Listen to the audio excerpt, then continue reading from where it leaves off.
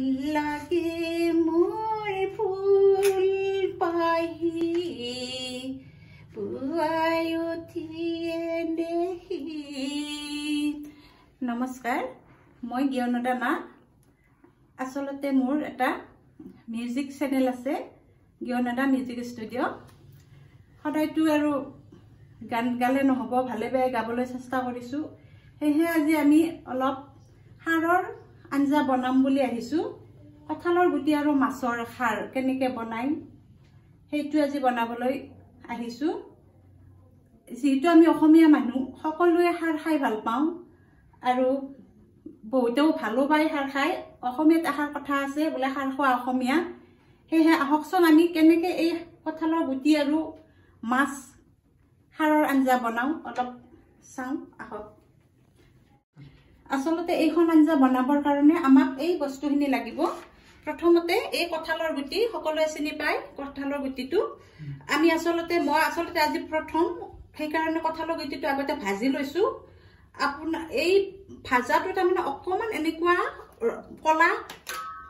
কলা পৰিলে আপোনালোকে ধৰক 7 মিনিটমান ভাজিলে এনেকুৱা হৈ যায়।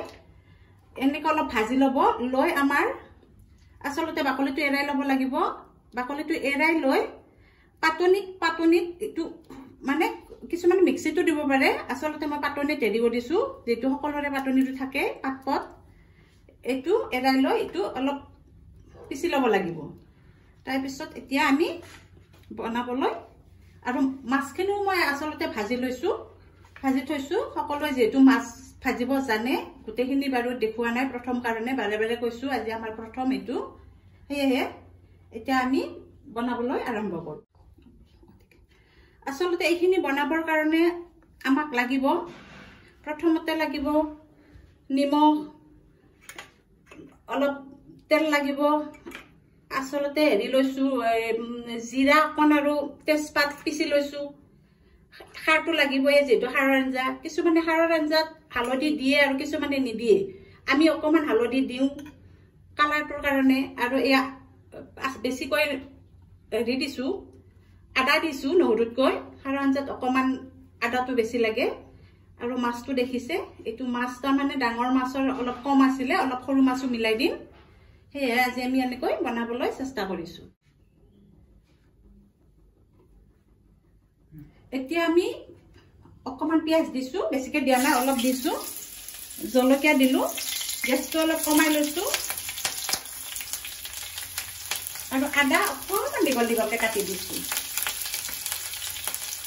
এইটো কম জুইত অলপ ভাজি ল'ব লাগিব।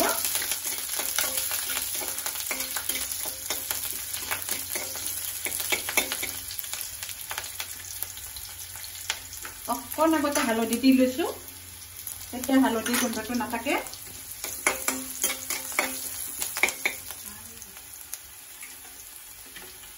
নিমখটো দি ল'লোঁ।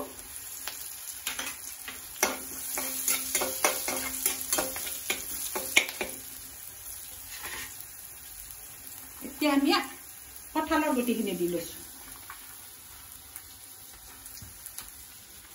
কঁঠালৰ গুটিখিনি দিছোঁ আৰু অলপ ভাজি এইবাৰ আমি ইয়াত আদা নহৰুখিনি দি দিছোঁ।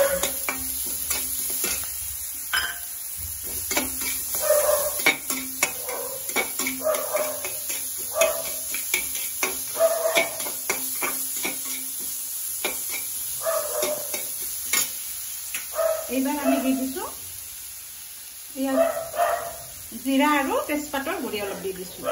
আধা চামুচ দিলে হ'ব, ইয়াত বেছি দিব নালাগে।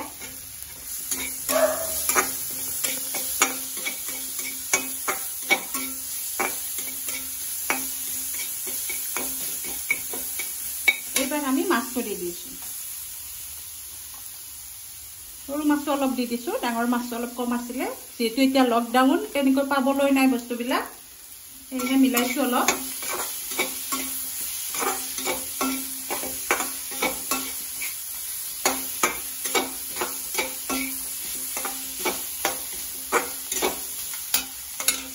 এতিয়া আমি ইয়াতে গৰম পানী অলপ কৰি থৈছোঁ আগতে, যিহেতু আমি প্ৰথম আজি সেইকাৰণে আগতেই ৰেডি কৰি থৈছিলোঁ। সেয়া এতিয়া গৰম পানী অলপ দি দিছোঁ।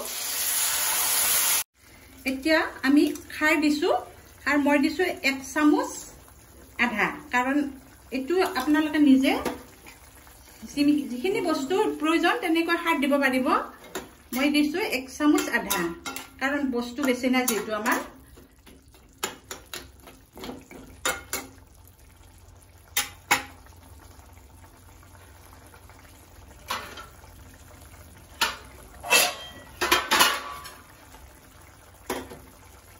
এতিয়া সুন্দৰকৈ উতলি আছে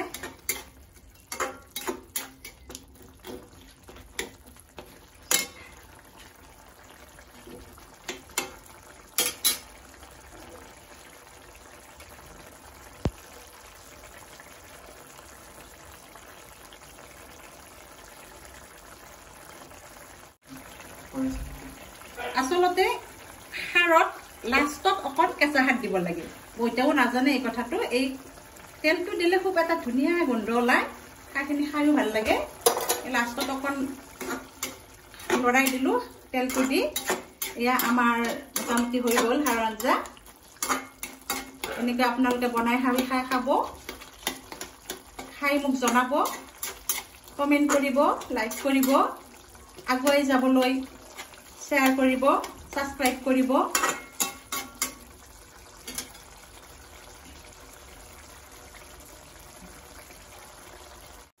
এয়া আমাৰ এতিয়া হলে এইটো বনাবলৈ হলে আমাক 20 মিনিট সময় লাগিব হেহে আমি আজিলৈ আমাৰ এয়া হৈ গল এয়া আপোনালোকে চাওক মই গেছটো বন্ধ কৰি দিছো এই সুন্দৰ কালাৰ উঠিছে এনেকে খাব আপোনালোকে বনাই আৰু